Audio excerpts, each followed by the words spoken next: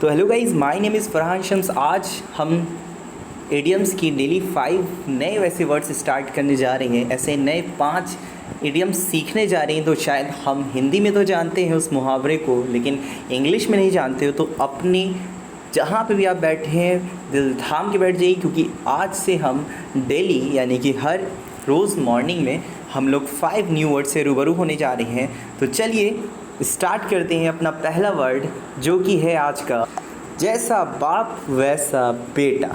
तो जी मम्मी आपकी जो हो नहीं, ये वर्ड आप पे बहुत चिपकाती होंगी, मुझे पता है। हर रोज़ अगर मान लीजिए आपके पापा से अगर मान ली लड़ाई होती है और आप उस पर कुछ मान लीजिए 2-4 बात बोल देते हो या कुछ ऐसा गलत काम कर देते तो मम्मी बोलती जैसा बाप वैसा बेटा है। यही सुनने को तो मिलेगा भाई, है कि नहीं।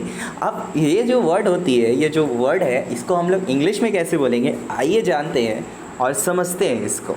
तो जी हाजिर है आपके सामने इसका इंग्लिश मीनिंग, जिसको हम लोग कहते हैं a chip of the old block. जी हाँ, या chip of the old block को ही हम लोग कहते हैं जैसा बाप वैसा बेटा।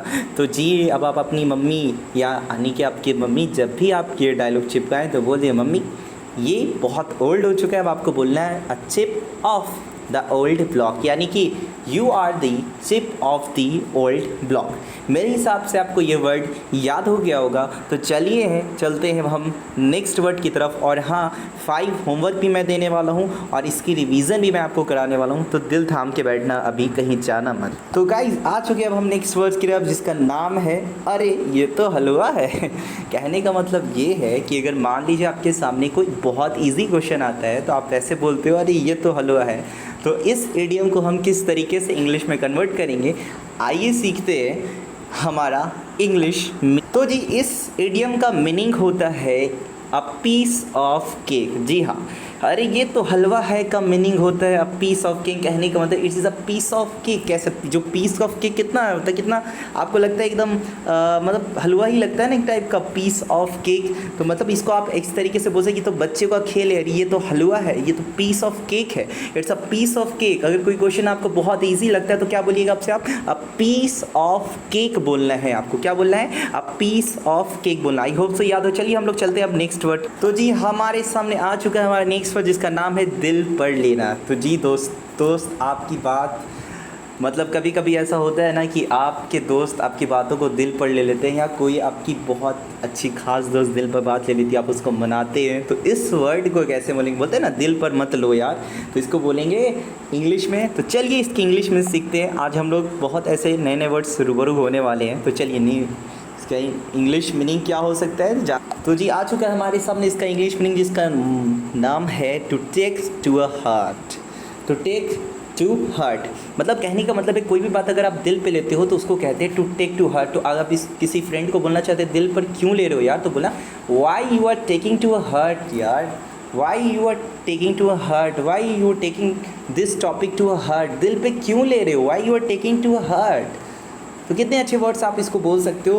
तो चलिए ये वर्ड आपको याद होगा, टू टेक टू हार्ट। जैसे कि अभी मैं रिवीजन कराते चलता हूँ, मैंने बोला सबसे पहला वर्ड जैसा बाप वैसा बेटा। तो जैसा बाप वैसा बेटे का क्या था, याद होगा आपको, अ chip of the old block. क्या था, अ chip of the old block. उसके बाद मैंने पढ़ाया ये तो बहुत हलवा है, पीस ऑफ केक।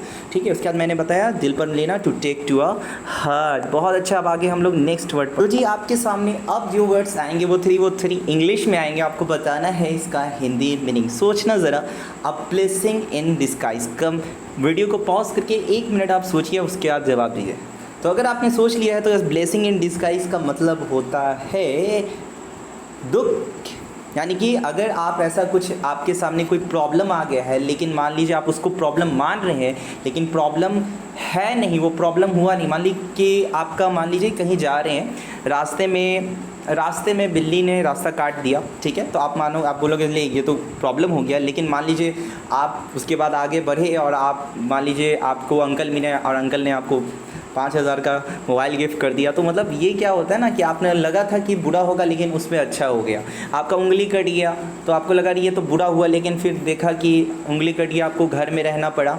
ठीक है, वरना रास्ते में जाते तो रास्ते में पता चला 4-5 लोग करंट से चल बसे।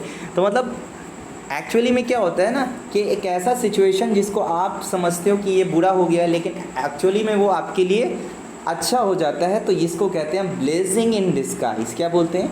ब्लेजिंग इन डिस्गाइज, यानी कि समथिंग दैट सीम्स बैड, मतलब ऐसा something that seems bad but turns out to be true, यानी कि कुछ आपको लगता है ख़राब है बल्कि उसका रिजल्ट अच्छा आता है, उसको हम लोग कहते हैं ब्लेजिंग इन डिस्गाइज। इसका मतलब, तो इसका मतलब लिख दिया मैंने, something that seems to be bad, seems bad but turns out to be good. चलिए हम लोग चलते हैं नेक्स्ट वर्ड की तरफ। बहुत अभी तो जी आपको इसका मीनिंग सोचना है, थ्रू थिक एंड थिन। ये बहुत ईजी है और ये बहुत बार आप अपने डेली लाइफ में यूज़ भी कर सकते हो। तो इसका हिंदी मीनिंग होता है, चलिए बिना वेस्ट ये टाइम बहुत ज़्यादा सेंटेंस, तो इस सेंटेंस को आप कहाँ यूज़ कर सकते हो? मान लीजिए कि आपके जो फ्रेंड्स होते हैं, जाहिर सी बात है हर हालत में आपका साथ देते हैं ना, तो चाहे वो आपका कंडीशन अच्छा हो बुरा हो, आपका वो साथ देते हैं, हर हाल में आपके साथ खड़े रहते हैं। तो your friends are with you with through thick and thin, है ना। आपके जो फ्रेंड रहते हैं वो हमेशा हर हाल में आपका साथ देते हैं, तो इसका मतलब होता है your friends are with you through thick and thin. बहुत अच्छा है। तो जी हमारे सामने आज का लास्ट वर्ड आ रहा है जो कि बहुत इंपॉर्टेंट है, तो चलिए चलते हैं हमारे लास्ट वर्ड। तो जी आ चुका है हमारा लास्ट वर्ड, जिसका नाम है ब्रेक दी आइस।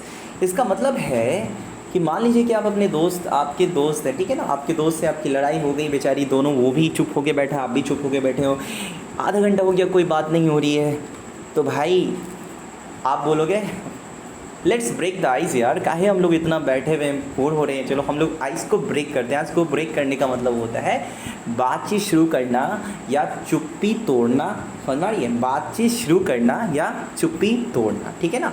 जैसे कि आपकी मान लीजिए कि अभी कोई जीएफ है, आप गुस्सा हो गई है, तो वहाँ लीजिए नाराज़ है, तो आप क्या बोलिएगा? यार ब्रेक दी आइस यार, काहे ऐसा कर रही है। चलो ठीक है, तो चलिए हम लोग अब मिलेंगे। अगर आप लोग को भी अच्छा लगा होगा तो कमेंट करके ज़रूर बताना, इंशाल्लाह हम लोग आगे ज़रूर मिलेंगे।